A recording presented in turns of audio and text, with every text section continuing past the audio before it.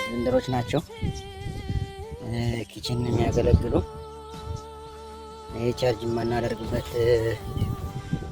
ቦክስ ነው። እነኚህ በሳምንት 2 ጊዜ የሚታረዱ ፍየሎች አሉ። በየሳምንቱ እየመጡ እነኚህ የመጡ ናቸው ይታረዱ።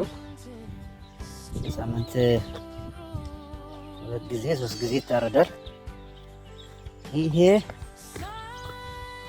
ይሄ ዳቦ መንጋገርበት ዳቦ መጋገሪያ ጉድጓድ ነው።